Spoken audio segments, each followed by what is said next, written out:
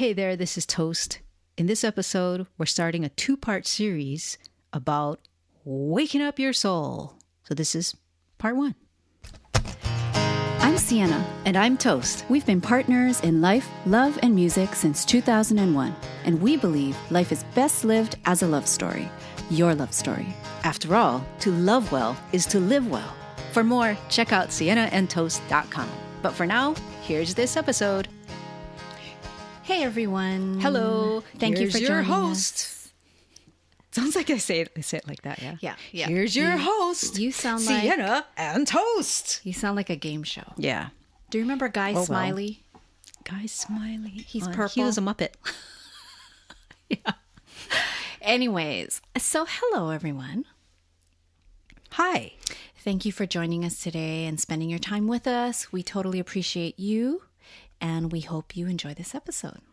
Only quality, good people are allowed to listen.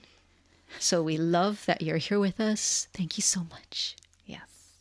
Okay, so we have an update. If you listened to the last podcast, we talked about how we're having just a good old traditional lesbian get-together. And At our house.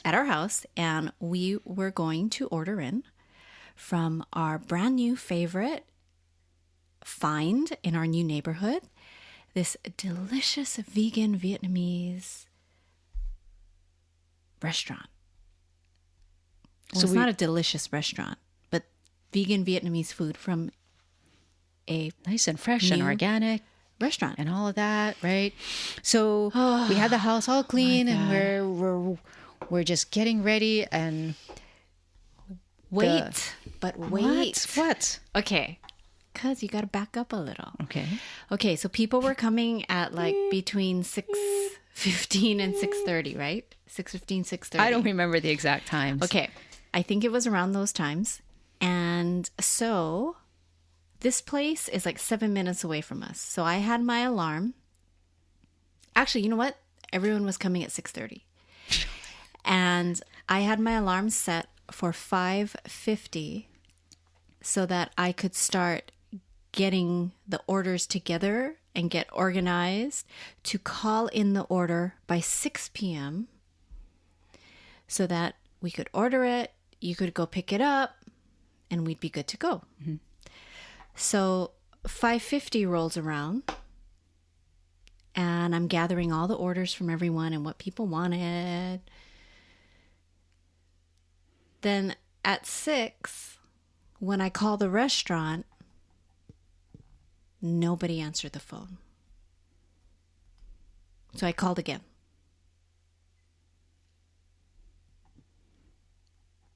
Did anybody answer that time? Nobody answered that time. They didn't even have an answering machine on or anything? No.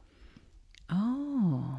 So then I look up the restaurant. They're closed on Sundays. At dinner time. No, the whole day. Oh, the whole day They're closed. The whole day. Oh. Isn't Chick-fil-A closed on Sundays also? Yeah, it's religious. It's a religious thing. So maybe these guys are similar. Yeah, maybe. Anyways, so people are coming at 6:30. It's 6 o'clock. We had timed ourselves so well throughout the day, making sure we did not experience any house shame, right? We cleaned, we were ready, we got the yummy cupcakes together, got the cute dishes out, all of that stuff, all the appetizer-y things and little snackaroos. We were ready until it was 6:01 and we realized we have no food for these people. You know, it's so funny because when you made the phone call, Yeah. right? And then I know you called again. I thought that you had heard an answering machine saying, "We're sorry, we're closed." Because I remember you're on you had the phone up right to your face, and then and then you hung up and you dropped the phone from your face and you looked at me and you said, "They're closed." So I thought you literally heard from them that they're closed. But it doesn't matter. because they were closed. And here's the dilemma, though. We don't know this area that well. Right. Because So we it's not just like- moved here a month ago. Right. And it's not like, oh, well, that's okay. We'll just go to this other place. So then began the moment where I had to make a decision. I had to decide, am I going to flip and freak out? I was really actually very impressed with you because I thought you really remained very calm. Very calm. Because I know how you prefer to have things rolling along, right? You have your alarm set for when to call the restaurant. You like to plan things out. And so do I, generally, not as much as you. But when the plan kind of blew up there, I thought you really remained calm. And I was very impressed and thankful. I did not feel calm. Let me say that. Well, you have good skills, I guess. I those was emotional panicked. skills. So anyways, Okay, so anyways, this is what we where Google is your friend, Google is your friend. and We ended up, ordered pizza. we ordered. See, and this is the thing. It's not like there's a not that we would go to Domino's, but it's not like there's a Domino's nearby, right? We're like out in the little edges of Portland. And so there's no like Domino's right there. I don't even know where They there's probably a don't even McDonald's. have Domino's. Probably doesn't have vegan options anyway, right? That's Yeah, I the don't other think thing they do. is that Yeah, vegan. we had vegan strict- requirements. We here. had some strict vegan yeah. people. We're not strict, We're not strict, but some of our friends are, and we Yes. totally respect we that. absolutely do, and we're not going to trick So them, we can't just So- get food from any old place. right? And so, thankfully, Mod Pizza came to the rescue with their vegan options, and then came the next stressor after we found that, okay, this place, we can do it here. Which pizza do we order? Right, Which because the guests pizza? have not had a chance. We didn't even to break the make a news choice. to them. Yeah. No. So what we decided to do, well, I decided this. Toast didn't know This what was was happening. a great decision. And I just said, go there. You're picking up six pizzas. Yep. And what I decided to do is to get 2 different styles of vegan pizzas for each couple so they could share. So, And our friends who came over, they're so cool. And so they were just when they found out, casual of and course, fine. yeah. Nobody Which is how we would be cared. too, really. I mean, generally, Nobody right? even cared. Your friend, you have, that's what But- you call just grace for people, right? You have some I know. graciousness, I mean, I people. wouldn't have- Come on. Don't get Yes, upset that's about true. pizzas And if or I- about food like And that. if I was a guest, yeah, I would have been course. fine. Yeah, Absolutely. yeah. I think it was more the fact that I was raving about this place and it's so yummy. And all of our guests carefully Made their went choices from the through menu. The Yeah, menu. yeah. And as they walked in, they were anticipating a certain type of cuisine. And instead, it was vegan pizza. Which turned out to be good. So it all worked out. But I thought when this happened, I thought, oh my gosh, we have to tell the podcast listeners about this. So there you go. That the place was closed. You're updated. Closed on a Sunday. Yeah. I thought it was. I thought it was My just for dinner. gosh. See, I just learned that it was the all day whole Sunday. darn day. Okay. The whole darn day.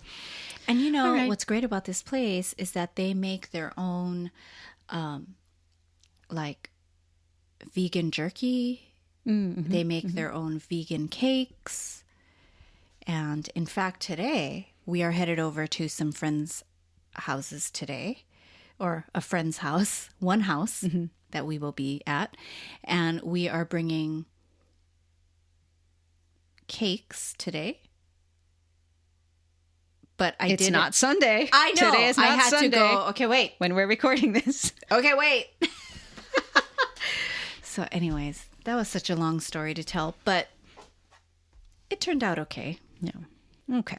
So now that you know it all turned out okay, let's move on to the topic of this episode. Again, we're starting a 2-part series called The Wake Up Call of Your Soul. And in this first episode, or the first part, we're going to be talking about discontents and longings. It's two sides of the same issue. Right. And we have actually spoken about this topic several times before on the podcast. Mm-hmm. Well, it's a theme of what we talk about. Yes. And we're bringing it up again because it is so important. It is so important to really understand what these discontents and flip side, the longings, the role that they play in our evolution and our growth. Mm-hmm. And our happiness. Yes. And once you understand that, or at least have that general bird's eye view of it, mm-hmm. you can really more easily see how they fit into your life, the roles that they play, and the ultimate goal, which is to help you grow and move to the next level mm-hmm. and progress. And I think how I relate to it is in terms of waking up your soul and responding and actively engaging in an active way with the discontents and with the longings.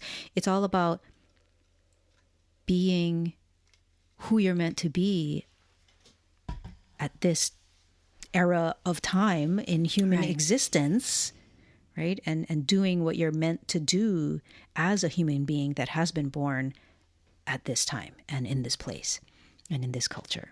So that's why it's a recurring theme. It's a life theme. It's a life it's theme. About life. It's a life theme. And every time you expand and you are on your green growing edge and you have some fear because it's unknown terrain and you're there, but you are becoming more of the person you're meant to be. It's not done after that. Right. So once you successfully accomplish that, whatever phase you're at mm-hmm. in who you are becoming, and you can enjoy a celebratory, like, wow, I did this, whatever it might be. Mm-hmm. Wow, look at who I've become. Wow, look at this other part of me that I just grew into. Mm-hmm. Right around the corner, you will most likely have another discontent that will be calling you towards a true longing that will inspire your next evolution of growth in who you are becoming. So absolutely right. This is a constant theme for all of us. And if you look at your past and you pinpoint times in your life where you were feeling a discontent, or maybe you would use even the word suffering, like suffering or feeling pain about some issue or something happening in your life. The beauty of that, when you can pinpoint that, looking back, is there is something that was also calling you in terms of a longing, the other side of the coin. Because where there is discontent, there is always a longing. Right. It's the duality. It's the polarity. Yeah. It's the light and the shadow that is caused. And I think looking back and finding that for yourself, mm-hmm. the several moments, you probably have several moments where you could pinpoint that. You can really see how the universe is on your side, how life is urging you to move forward. You can also probably see the natural polarity of the push-pull, something that calls you forward while something else is pulling you back to what's familiar.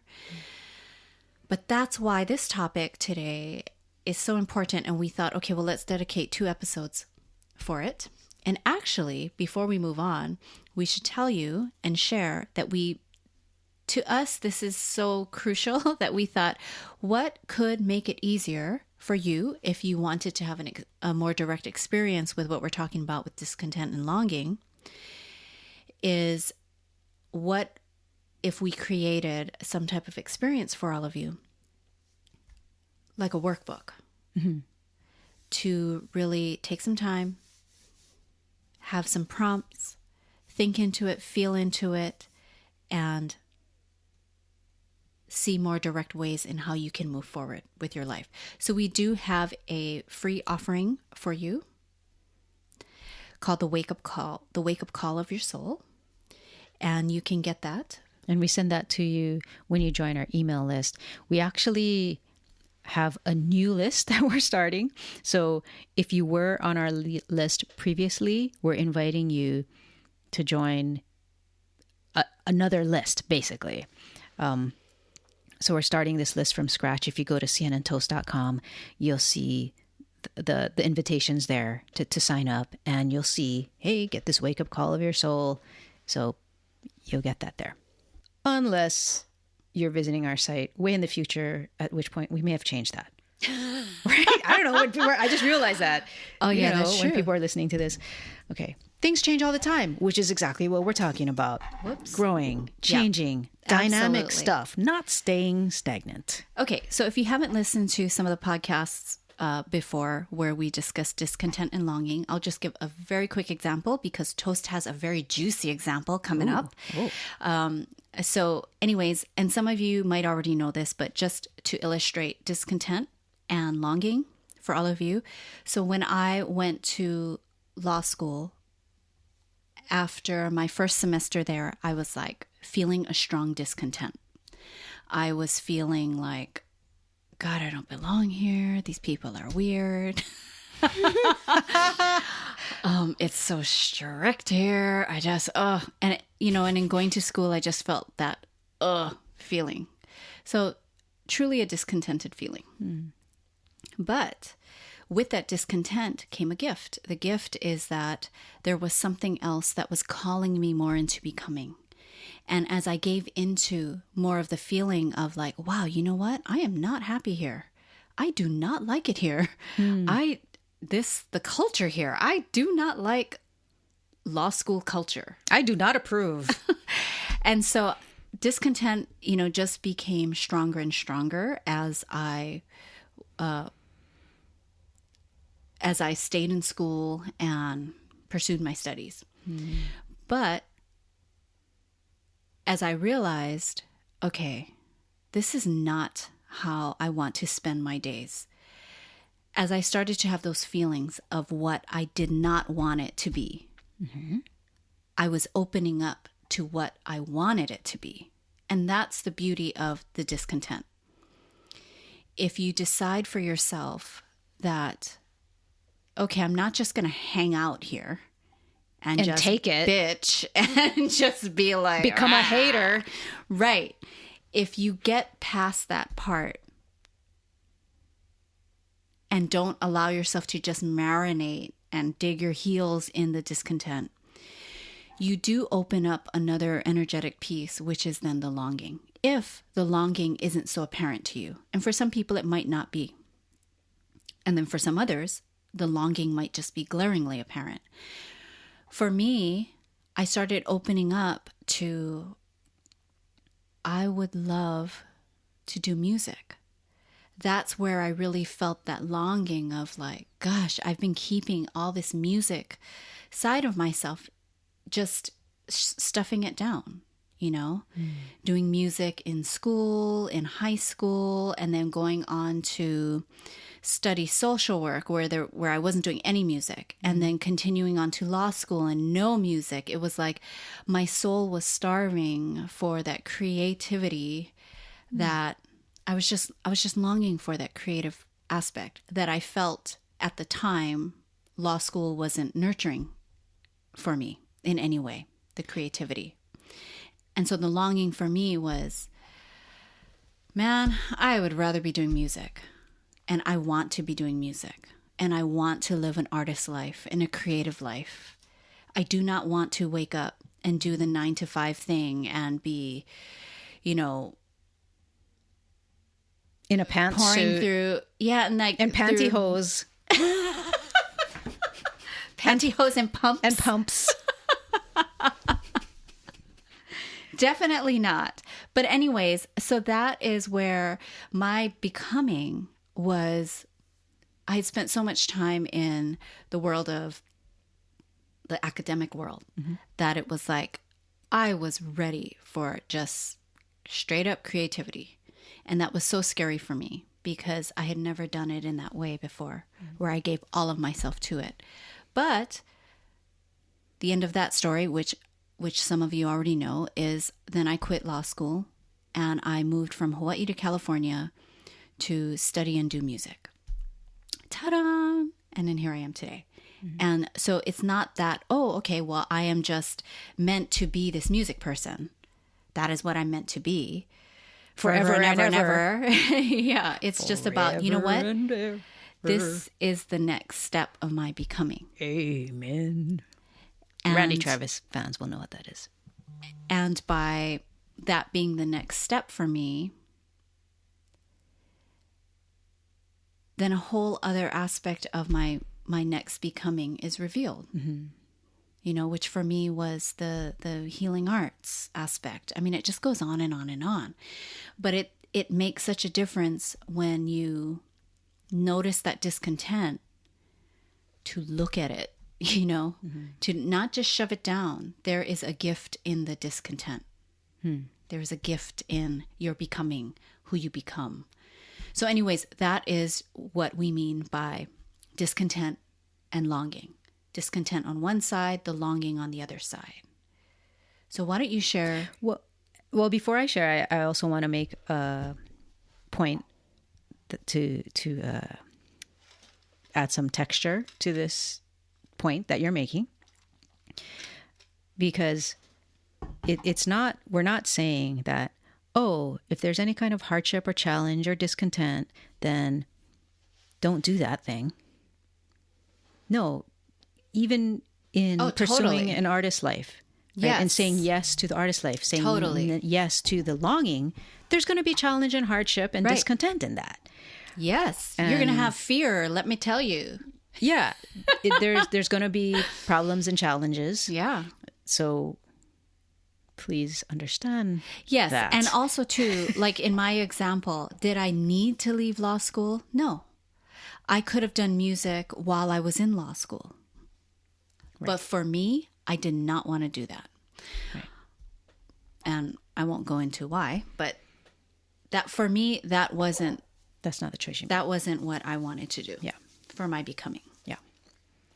Okay, so the story that I think of from my life when we bring up the topic of discontent and longing is the story of me realizing slowly but relentlessly that the culture that I was raised in of evangelical Christianity was not for me. And this started happening in the mid 1990s, so kind of a long time ago. And that's when I started the long process of coming out just to myself even first, and then slowly to other people around me. But so it was the coming out piece that contributed to the discontent? Yeah, realizing who I was born as in this world, you know, a member of the LGBTQ community, that created a discontent or illuminated a discontent with my upbringing in evangelical Christianity. Because in that culture, especially in the mid 90s, there's no tolerance for LGBTQ people.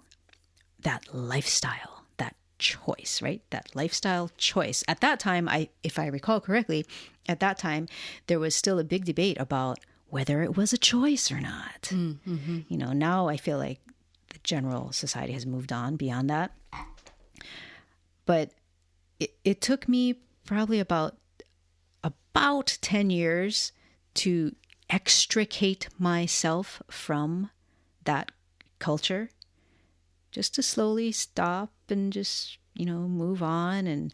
But it was a long process because that's all I had ever known in terms of my own identity. Right.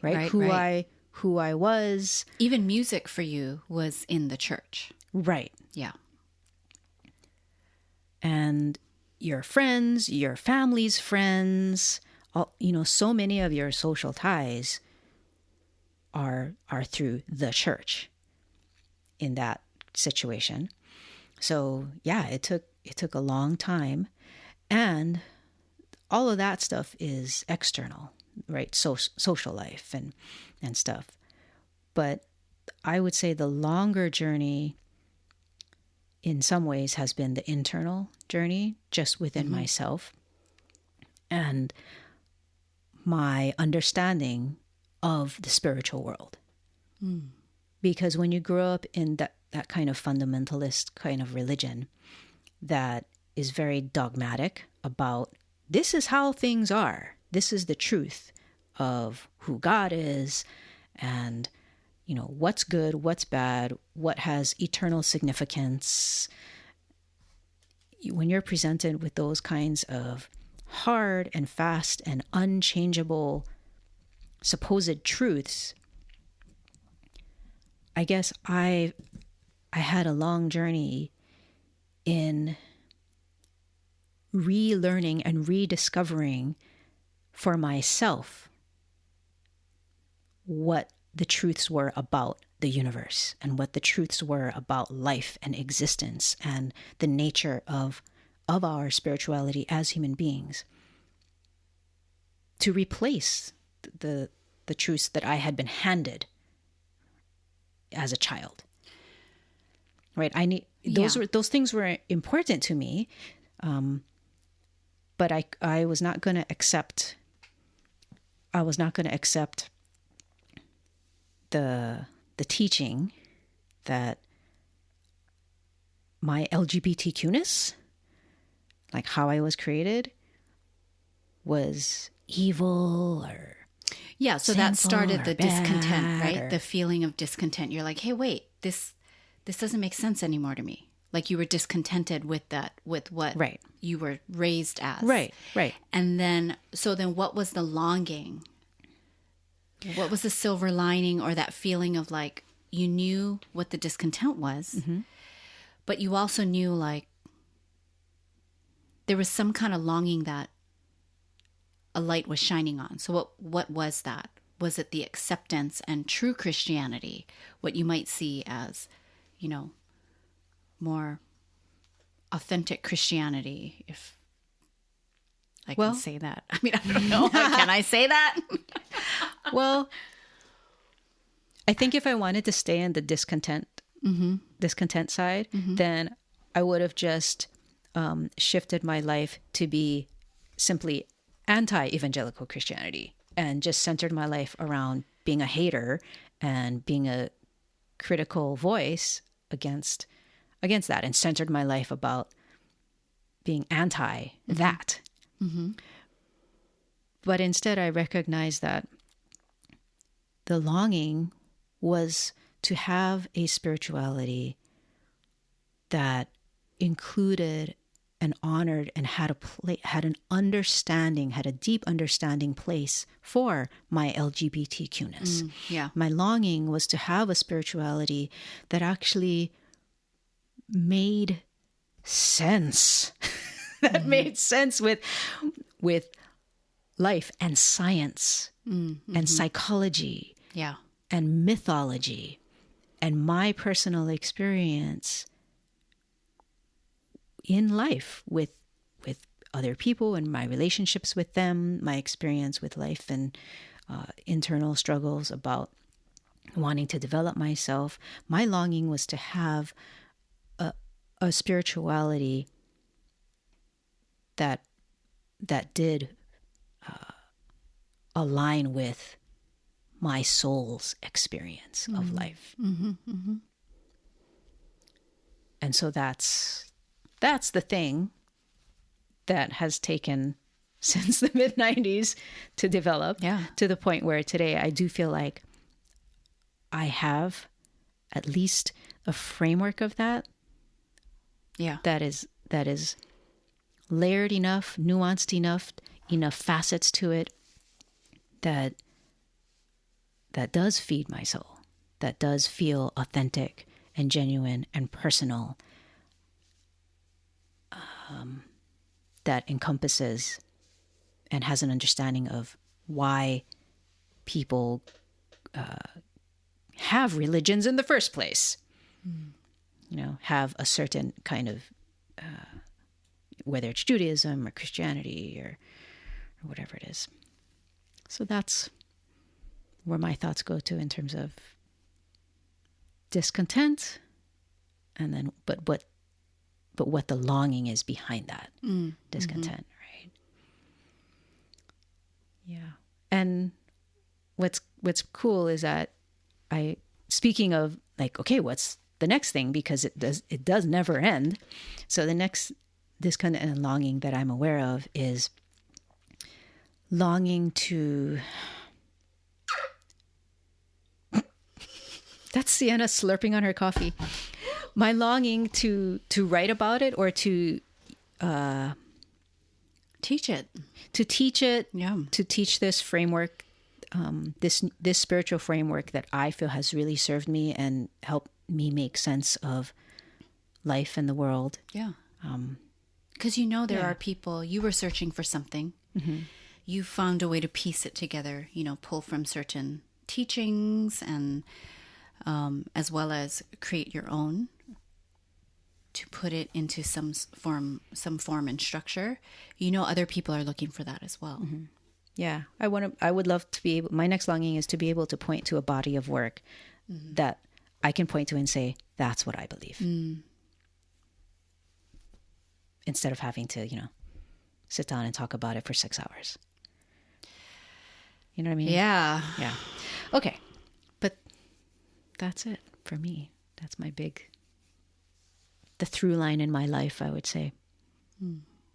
In regards to waking up my soul. Because it really is what fires me up. Well, and I don't know. I think there's this whole podcast kind of went in a direction that I didn't think it was going to go in. Oh, okay. Which is fine. Let it go there. But I think with what you shared, you're illustrating a larger wake-up call. You're talking more, I feel, about purpose, your purpose. And that can be a whole other podcast. But I would imagine, and I'm saying that I would imagine because I've experienced it, witnessing you as a partner for, 19 years now? 18 years. And through all of this time, I have probably seen you go through various levels of discontent and longing around the same topic. Mm-hmm. Yes. So it's discontent, then here's the longing, and then you are on your green growing edge, diving in and jumping into a teaching, let's say, and you're giving it all you've got. You are absorbing it, and great. Okay, good. But then here comes the discontent again, because it's missing elements of right. who Yes. you know to be. Yes. And so discontent is rises up again. Mm-hmm. And then you're longing for something that can exemplify XYZ. And so you're open. True. Then here comes another teacher. And then it's like, this is great. You jump right in. And then it's like, okay, well, part of that was really great. And I resonated with that. But then here comes discontent again, So I feel like throughout all these years, I've seen you go through various levels of this discontent and longing around this fuller purpose that you just shared, your through line. Mm-hmm. So it can look like that in one way. Yes. And then for other people, it can be moments, right? A moment where it's like, I'm saying a moment, like your moment could be a year. Right. Or 5 years. Yeah, whatever it is. But then you acknowledge the discontent. You wake up from that discontent. You see what it has cost you. What has that discontent cost me in my life? or staying in that discontent, right? Yeah, it's cost me time. It's cost me whatever it is. Then you can really open up to the longing part, move towards that. And inevitably, you will grow just by moving towards that. You will grow. And then you move on to the next thing. And so, yeah, I think that's a great, deeper example. And we expect that of you, Toast. Well, I will deliver. Okay, so hope you enjoyed part 1. Please do visit our website, sienatoast.com. Opt in for the guided experience. It's a 16-page guided experience, but don't let that scare you, because you can go through this experience of waking up and looking at the discontent, looking at the longing with a dedicated 45-minute morning session for yourself, or an evening session for yourself. Weekend session. But go ahead and sign up and get that wake-up call for your soul, and you'll really understand what we're talking about. And hopefully, you'll have enough to move you forward with where you want to go, what you want to create, who you want to become, or who you know you truly are. So we invite you to that. Yes. So thanks for listening. We hope that this has been helpful just to, relate, because this is a human condition. All of us have discontents and longings. No one's exempt. This is part of the package deal. If you're a human, you're going to have that. So I just want to affirm you. If you're feeling that, it's totally normal. We're all on this journey together. We don't allow any perfect people here. And we are all about just progress. Yeah. Yes. So again, check our show notes for the link to join the email list and get that guided experience, the wake-up call of your soul. And hey, if you get something out of this, please remember, mention it to a friend, share the topic with them. Maybe you guys can have a good discussion about discontents and longings. Do a review if you feel so inclined. Ooh, we're going to quiz you. No, we're not going to quiz you. All right. So hope you're having a great day today. And until next time, this is Siena. This is Toast, inviting you to come and live your love story.